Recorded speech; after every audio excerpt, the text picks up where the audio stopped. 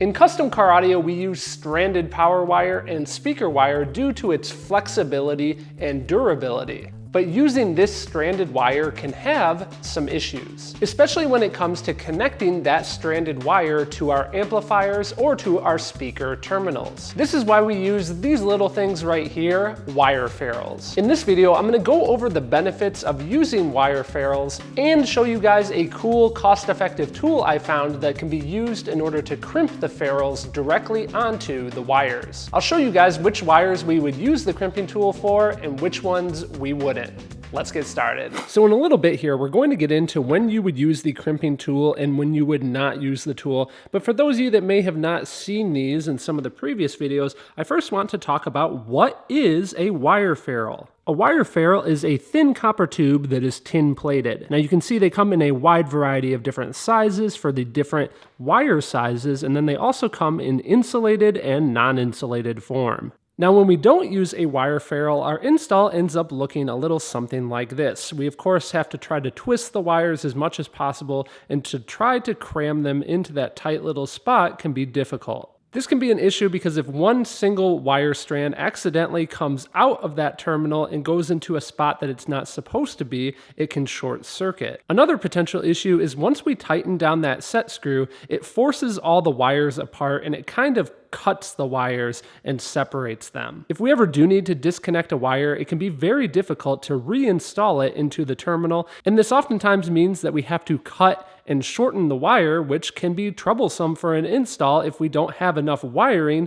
to deal with. When we use a wire ferrule, in this case a non-insulated version, I simply slide it over the wire strands and then I can temporarily hold it in place using heat shrink. I then insert it into the amplifier terminal and crank down that set screw. So when we use a wire ferrule like this, you can easily see the advantages. First of all, I can add it into the amplifier multiple times without any concerns of wire strands fraying out. And if I do need to service that amplifier, I can easily disconnect it and add it back into that amplifier terminal multiple times without issues. So some of the number one questions that always come up whenever I show wire ferrules in a video are, first of all, hey Mark, I don't think it's good enough to use heat shrink to secure the wire ferrule to the wire. And you would be correct. The heat shrink is only to hold it on temporarily to hold it in place, and it makes it have a little bit of a cleaner look. What actually does hold the ferrule in place and what crimps it is once we add it into the terminal and crank down that set screw. You guys have to remember that this is not super strong metal.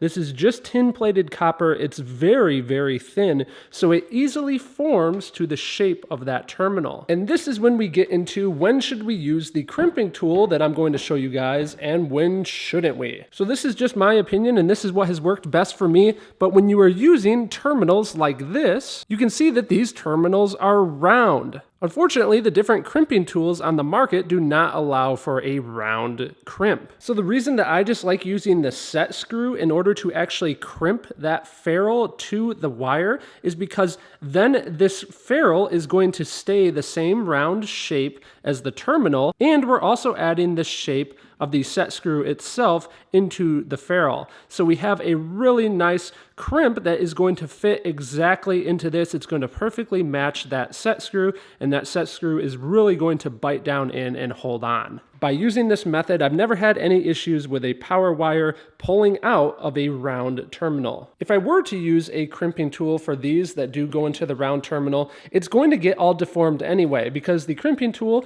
is either going to crimp it down to a square or a hexagon. Once I put them in that round terminal, it's going to get all deformed and try to match that round terminal anyhow, so we might as well just use the set screw in order to crimp that down. So in what case do we use the crimp tool that gives us these style of crimped end connections? Well, on integration devices like this, the Audio Control LC2i, we are more and more often seeing plugs like this that allow us to easily disconnect the wiring and plug it into the device if we need to, but you can see that inside of these terminals they are square. We are also seeing these connections more and more often on amplifiers. Again, for the same reasons, it's really nice to be able to easily disconnect our wiring if need be. And real quick, while we're talking about amplifiers and integration devices, now is a great time to thank our monthly channel sponsor, Audio Control. Audio Control recently released their new ACM, which stands for Audio Control Micro series of amplifiers. As you can see, the footprint on these amplifiers is incredibly small. Now what's super cool is many of you are probably familiar with Audio Control's legendary LC2i.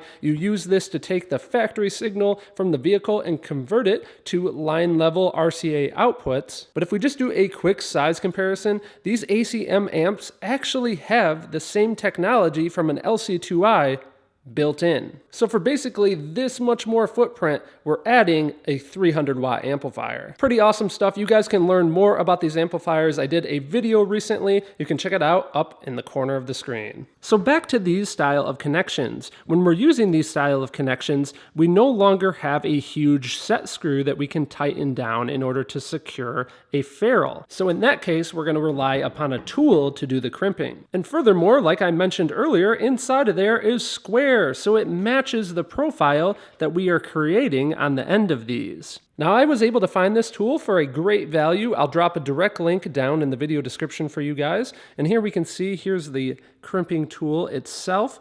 If we look at it, it has these nice ergonomic plastic handles. It also tells us that it does a wire gauge from 23 up to 7 gauge. And for those of you that are immediately thinking, well, I can't use it for 4 gauge or 0 gauge, remember that most of the time for 4 gauge and 0 gauge, you're going to have amplifier terminals like this, so you're just going to rely on that set screw to do the crimping. Now, the other thing that I found really cool about this tool is it included all of these ferrules along with this little storage case. This is incredibly useful because now I can test out some of the different sizes of ferrules, see what works best for some of the different wire sizes, and it actually has up to a pretty big size right here. So let's do a quick little sample install. Let's say we're installing the ACM-1.300 and we know that right here we need our speaker level inputs. So let's say we've connected these wires to the factory audio system out of the vehicle. We've connected them to back left and back right. And what we're going to be doing is we need to obviously have longer wires in an actual vehicle, but we need to take that signal and feed it into this amplifier. Now I could just use these little stranded wires here, and that's actually what I did before, and you can see even pulling them out one time, they're already kind of frayed and looking a little choppy. We want a much more clean install. Let's use our ferrules. I start with stripping the wires so that a little bit more of the wire is actually exposed. I strip it to about the same length as the exposed ferrule. Next, I'm going to apply an insulated ferrule to one of the wires, and then I will insert the exposed end of that ferrule into the tool and squeeze the handles, thus crimping it. And that's it. Super easy process. So there we have it. We can see that using the crimping tool works really good for this style of connection. Now I'm curious, if we take one of the largest ones here, will it fit on a piece of 8 gauge and can I crimp it down?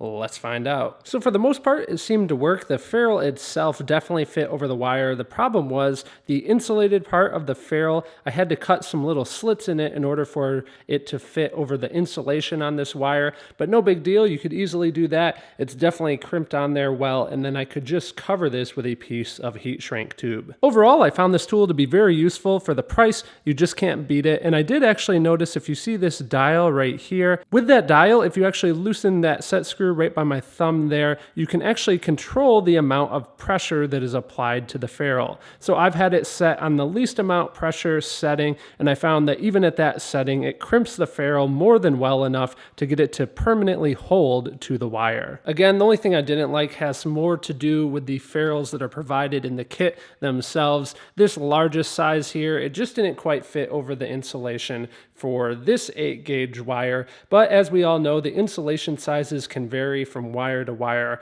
so it might actually fit over some of the other 8 gauge wire sizes. So before you get started on your next car audio install, definitely consider picking up a crimping tool so that you have it on hand ready to go. Again, this is a very cost-effective tool. I'll put links to it along with the wire ferrules down in the video description. Don't forget to check out monthly channel sponsor Audio Control and their new lineup of micro amplifiers. And you can check out some of my other videos I've made in the past here on screen. A special thanks to John, Brian, John, Ali, Nick, Steve, Jerry, Emmanuel, and the rest of the Patreon membership team. A big thanks to those guys for being a part of the team, helping make these videos possible. If you want to learn more about that, that's down below as well. As always, my friends, thank you for watching.